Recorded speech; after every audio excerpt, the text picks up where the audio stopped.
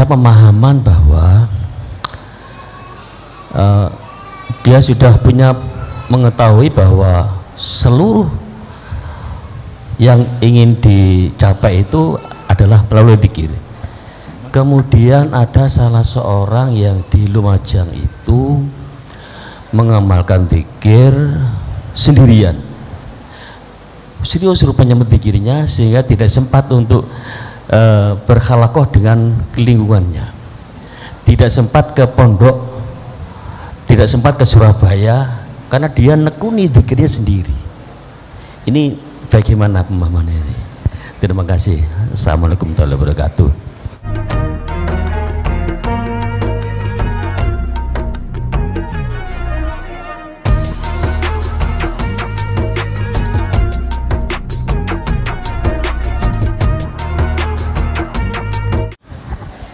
Sing dibermacan itu kalau gembala itu ya kambing wake ngono gawani macane intip-intip tok dinteni sing ujul sing ijenan. Makanya torekat itu harus punya halakoh. Banyak orang bertorekat tidak punya halakoh, bahkan tidak mau pakai halakoh, tidak berkembang.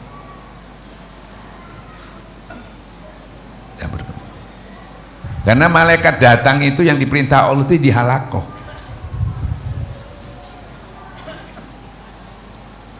Sampai langit itu tertutup sebetulnya, saling memanggil temannya. Jadi malaikat itu ikut mendoakan kepada kita. Bayangkan nih, malaikat doa anu sampean sak mono akeh ribuan. Bayar piro sampean malaikat? Terus lagi pahala-pahalanya waduh sudah nggak dihitung itu. Pahala silaturahmi, pahala dari rumah jalan ke sini, ya, pahala kita meninggalkan, ya, dari rumah ke sini itu sudah termasuk kita meninggalkan yang kita cintai itu tadi, itu pahalanya sendiri banyak sekali. Pahala silaturahmi, pahala dengar tausiahnya banyak sekali.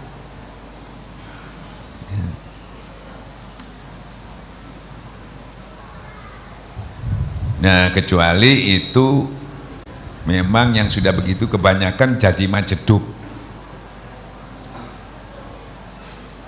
Yang paling tinggi itu yang manfaat bagi orang lah, yaitu awake dhewe. Nyelametno awake dhewe. Kan itu ya, yang sebaik-baiknya manusia itu yang manfaat bagi orang lain. Kalau dikatakan salah, zikir kok salah, nunda, cuma ya begitu tadi. Apalagi kalau kelas-kelas kita ini butuh pertolongan banyak ini. Itu di dalam majelis itu langsung menolong loh. Sampean sholat ijenan naik, ambil sholat berjamaah 27 kalong pitulas kali 10. Siji tok ilang wis 12 ngono. Itu dari berjamaah itu. Kan gitu ya.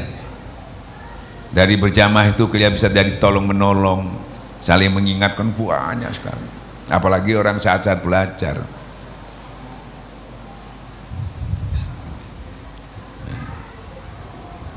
Jadi bukan kita menyalahkan, tapi yang lebih baik kalau dia, kan itu ya. Apalagi tahap-tahap dia belajar, kami ono keliru nih sing ngandani sopo, kan itu ya.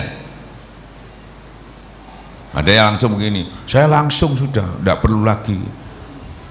Kebanyakan bisa begitu, saya sudah langsung.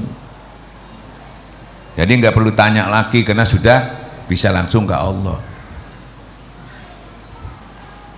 Nggak bisa kita langsung ke Allah, apalagi kita belajar. Kelas kita itu langsung nggak bisa, pakai wasilah dulu. Wasilah kita awal tuh guru, bukan malaikat, apalagi Allah.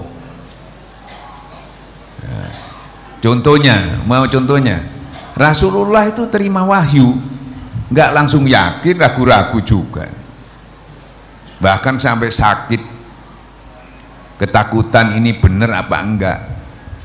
Padahal ini memang asli calon nabi, kekasih Allah. Diberikan contoh itu supaya kita bisa meniru. Beliau sampai stres itu. Akhirnya Siti Khadijah memberikan motivasi, hai Muhammad, tidak mungkin Allah mencelakakan kamu karena kamu orang yang baik. Kebaikan kamu itu sering ya toh menghubung silaturahmi, mengambil kesulitan orang lain. Nggak mungkin Allah mencelakakan kamu. Diberikan keyakinan, masih belum yakin, masih ragu-ragu. Akhirnya disarankan, saya punya paman namanya Naufal, Warokah bin Naufal, ahli kitab, ayo kita bertanya ke sana. Lu Rasulullah saya tanya, sampai di situ saya ini bener apa enggak? Lu Rasulullah saya takon, ente man, kan gitu ya. Coba. Jadi masih tanya. Nah disitulah kita mengikuti. Ya. Kadang-kadang karena tidak ada guru, ya, atau sekedar dapat petunjuk langsung, mimpi dan sebagainya, tetap harus mencari guru untuk menyocokkannya. Ya, kebanyakan orang enggak, kalau sudah enggak perlu lagi. Nah seperti almarhum Gus Dur itu ditalkinnya oleh Syekh Abdul Qadir Jailani itu di Irak secara gaib, tapi beliau menyocokkannya datang ke pengersa Abah, minta dicocokkan, minta dibenarkan. Alhamdulillah, nah itu cocok, pinter itu namanya. Tapi banyak orang itu nggak perlu lagi, ini sudah langsung. Padahal contohnya Nabi aja masih bertanya sama siapa? Ya enggak bisa sembarangan nanyanya. Fas'alu ahla zikir in kuntum la, yang ahli zikir. Kalau sudah jadi selesai, tinggal diamalkan. Apalagi proses makom-makom yang ditempuh itu, waduh, kalau enggak dituntun oleh guru mursyid kamil mukamil pasti tersesat. Jadi gurunya harus ada yang ahli. Kalau nggak ahli sudah. Makanya orang bertorekat itu lihat gurunya. Pertama gurunya satu mungkin belum kamil mukamil, tidak masalah karena kita ketemu guru biasa. Nah, kalau kamu sungguh-sungguh nanti naik, ketemu lagi guru sampai yang sempurna, sampai ketemu yang profesor. Ya. Ada tahapan sampai yang kamil mukamil. Jadi banyak juga orang belajar gurunya ini banyak, tapi nanti dia bisa memilih sampai mana yang dia pilih yang untuk khusus, yang dia pahami bahwa ini yang bisa membawa saya langsung kepada Allah, wusul kepada Allah. Nanti tahu. Ya, umumnya kiai-kiai kalau belajar itu begitu, dia bisa. Nah kebetulan kita, alhamdulillah, guru kita, yaitu saya Kiai Ahmad Swabil Wabarakatuh itu kamil mursyid, kamil mukamil. Ya, tanda-tandanya apa? Tanda-tandanya diem. Tanda-tanya diem. Nggak banyak yang disampaikan, sedikit, nggak banyak yang disampaikan. Kalau kita kan enggak, karena bukan mursyid kan banyak sampaikan. Ya yang pernah ke Abah ini, coba siapa yang pernah ke Abah? Apa Abah pernah ngomong sama kita 1 jam? Nggak pernah. Paling 5 menit, paling lama 10 menit. Sampean balik lagi ke sana, nanti sowan lagi ke sana, nggak ada dibicarakan, menengahi. Sudah makan? Belum makan dulu. Terus kalau saya tanya, Bah, ini ada masalah gini, Bah. Ya jikir aja, ngono tok.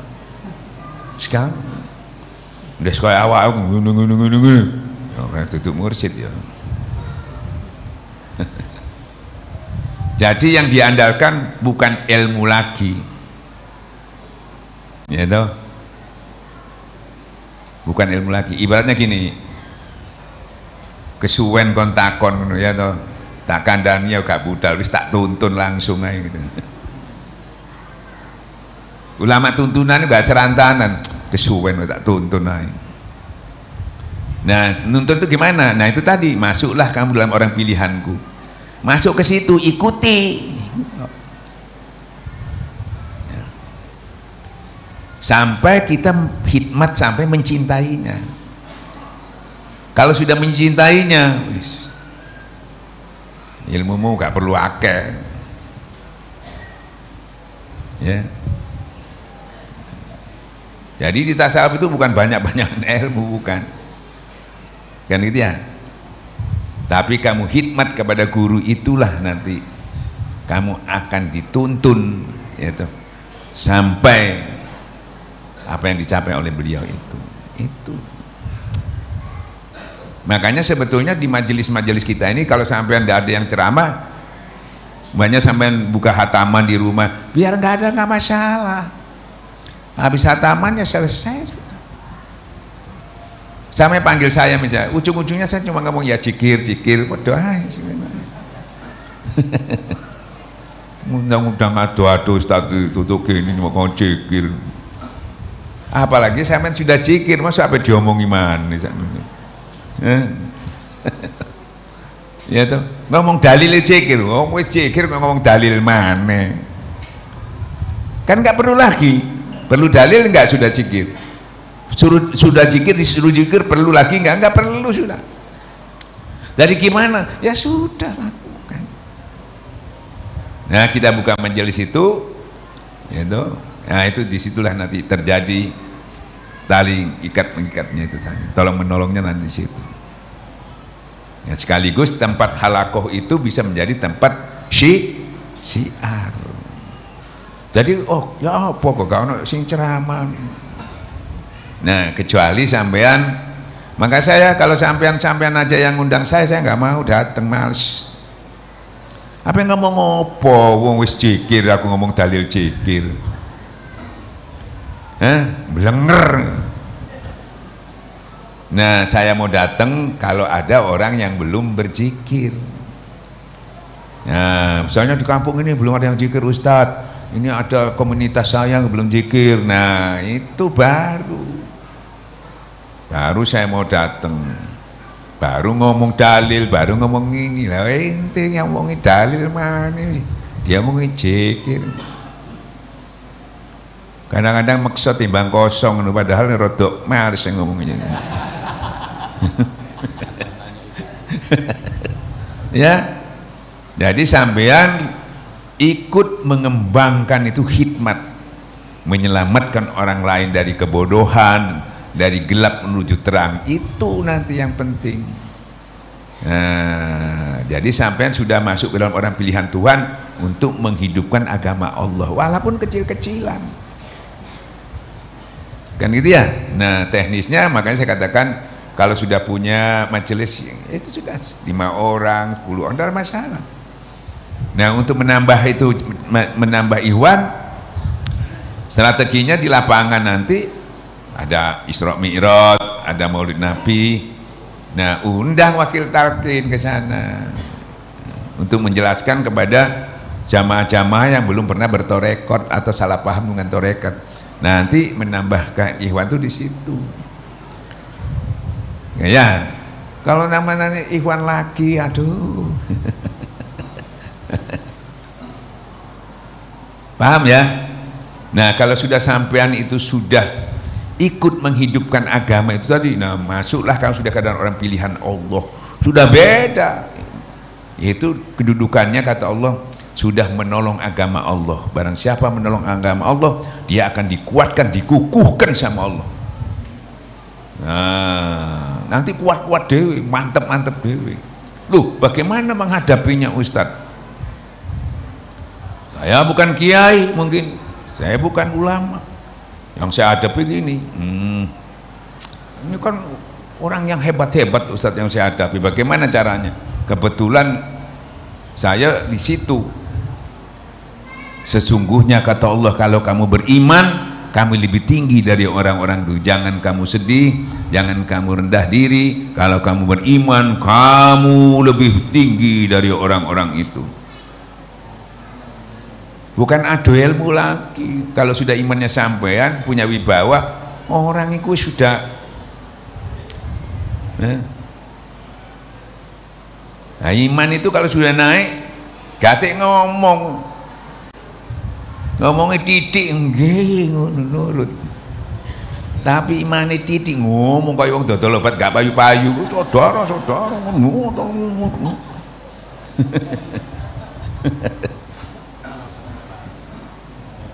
Kan itu. Wis kaya abahe ngomong. Imannya.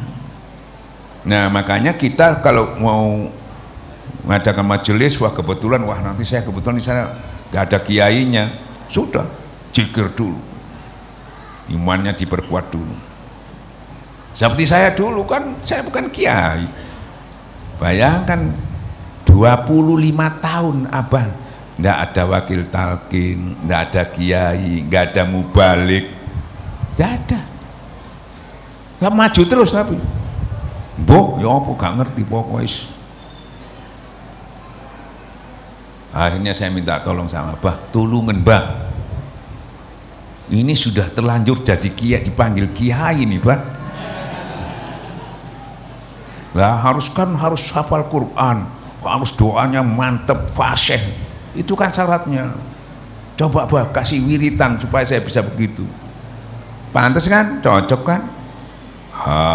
Bodoh aja lebih bagus. Oh ya apa ini? Tapi kok bodoh? Ternyata bodoh itu pengertiannya tawadu. Ya toh. Kalau kamu nggak merasa pinter, nanti dipinterkan sama Allah. Kalau kamu merasa pinter, wis pinter kok malah apa? Bodoh saja.